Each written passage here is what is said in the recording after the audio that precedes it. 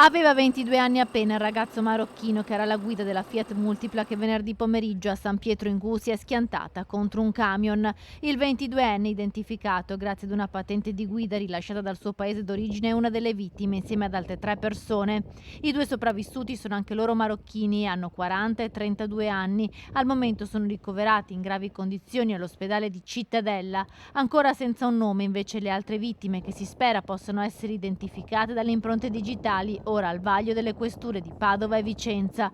Come mai, a parte il conducente del mezzo, nessuno dei 5 aveva i documenti e da dove stavano rientrando? Lavoravano tutti assieme? Sono solo alcune delle tante domande a cui gli inquirenti stanno cercando di dare una risposta. La strage lungo la Postumi ha sconvolto un intero paese. La scena che si è presentata davanti agli occhi dei soccorritori era agghiacciante, la descrive così una testimone oculare dello schianto. Ho sentito l'eli soccorso arrivare e sono uscita per controllare che cosa era successo e ho visto la macchina che si è schiantata contro il camion.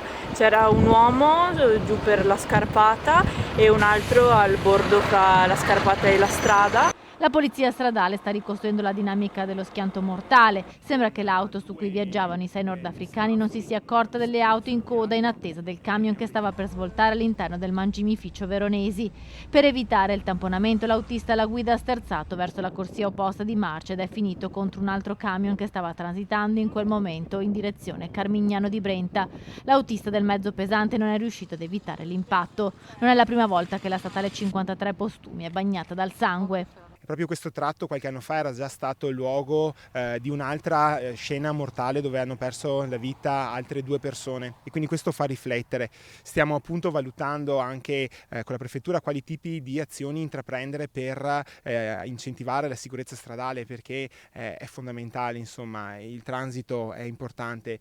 Ieri dopo essere stato allertato dalle forze dell'ordine mi sono recato sul luogo e la scena era drammatica. L'autista è molto giovane, ha appena 22 anni e anche lì l'importanza di saper guidare bene, l'importanza di non correre, di rispettare le norme della strada, soprattutto nei giovani. La vita è un bene prezioso. La Fiat Multipla è intestata ad una cooperativa di Colonia Veneta. Non è chiaro se i 6 uomini a bordo fossero dei dipendenti.